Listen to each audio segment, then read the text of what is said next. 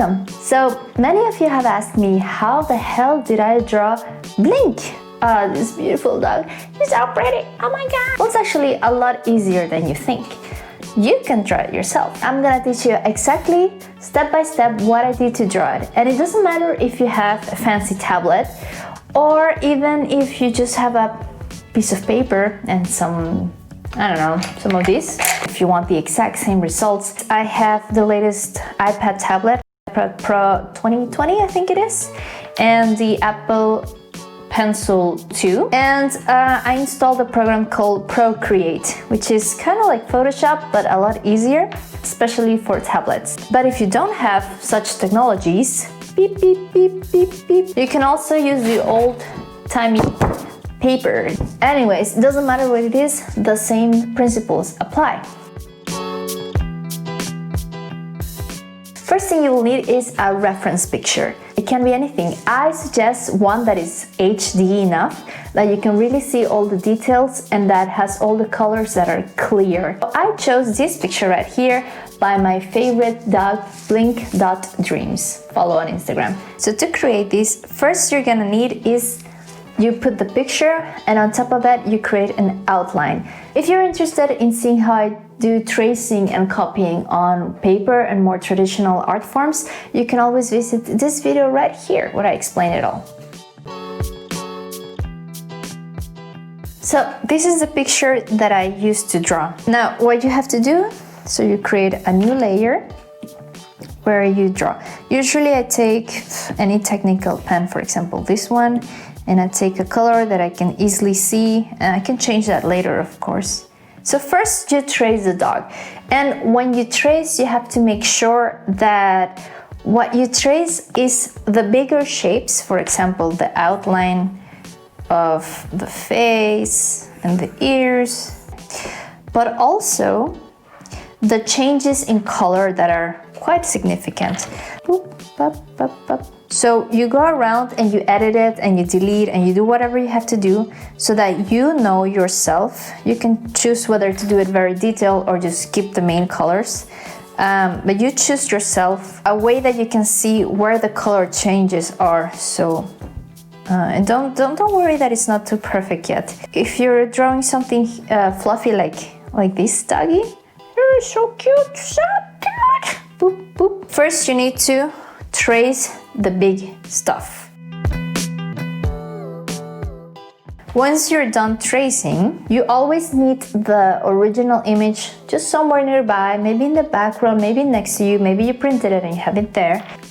And then look at the original picture, the colors, and try to match by starting first with the big chunks of color. And then you just start filling it in. So the whites go there, the browns go there, and try to fill in those color differences that you outlined first so that you really can work from that. The more detailed your differences in colors, the more realistic it will look. But sometimes you want something more cartoonish and then you have to reduce the amount of colors. So if there's white with a little bit of shadow, don't worry too much about the shadow, just make it white and then see what happens. Another tip that I would suggest is that you work with a different color for the background if you're working digitally, and it's easy, of course. Because we're working with white hair in this particular example, a white background will not be very nice because once you change it then you'll see, oh, I missed that part, oh no, it looks, oh no, what do I do? Just use a contrasting color in the background so that you can see the hell you're doing.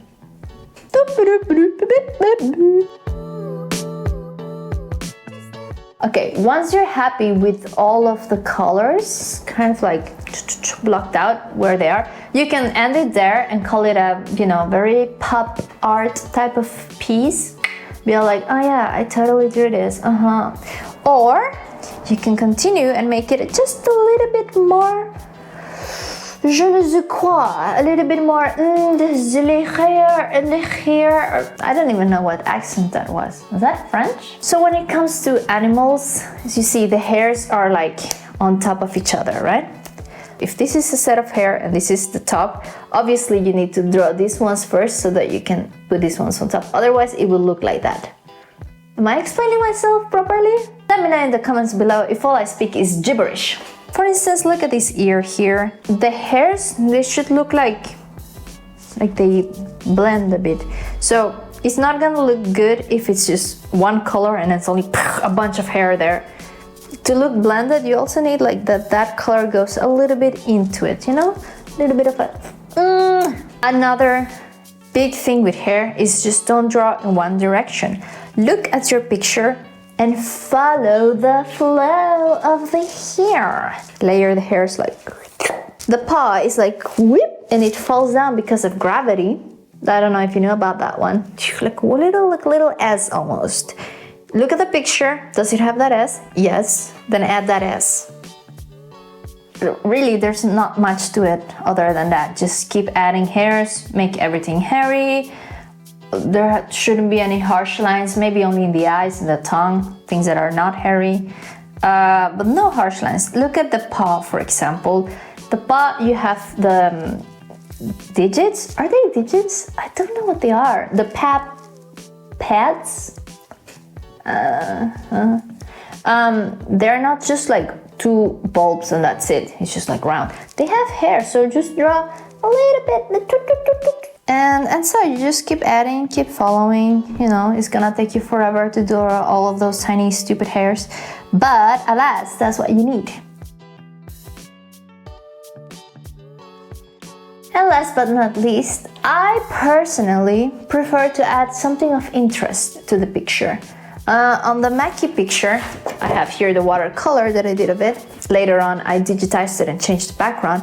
But on the Mackie picture, you can see that I added some sunglasses and some scarf. He wasn't wearing that.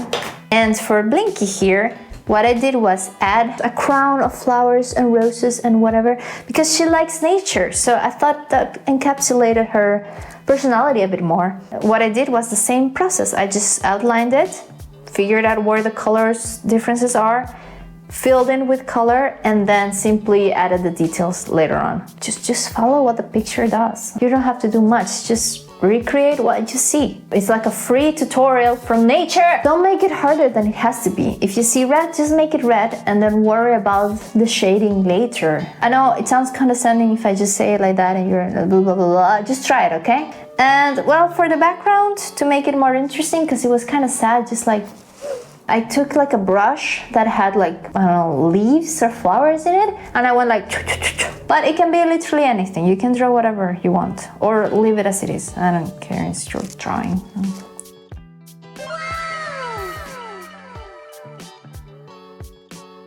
So to recap, you will need a nice picture, a reference image, you might say. It can be not a picture, just something to reference. Secondly, you will need to trace, just trace it, whatever method you want to use is fine. Third, you need to trace only the color and the shapes, the big ones, chunks, and the more you do it, the more realistic it will look, the more precise. But I suggest you to start with more like the bigger chunks, you know. If it's red and it has shading, just make it red and worry about the shading later if you even want it, because it looks hella cool without anything. Then start adding the details. In this case, it was the hairs.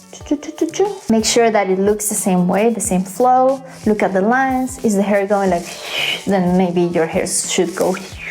But don't make it too complex, you know, just with the key aspects of everything. That's what's gonna make it look amazing, okay? And last but not least, make it interesting. Add a background, add something or not, make it black and white.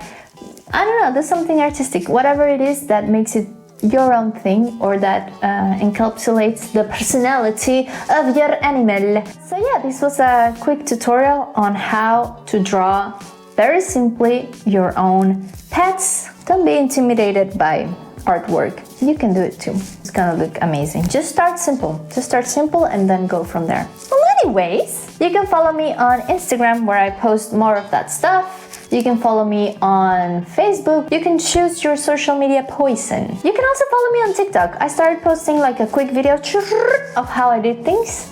And of course, don't forget to give it a like and subscribe to this channel because I will be posting a lot more tutorials in the future. Alright, babies, I will see you in another video. Bye!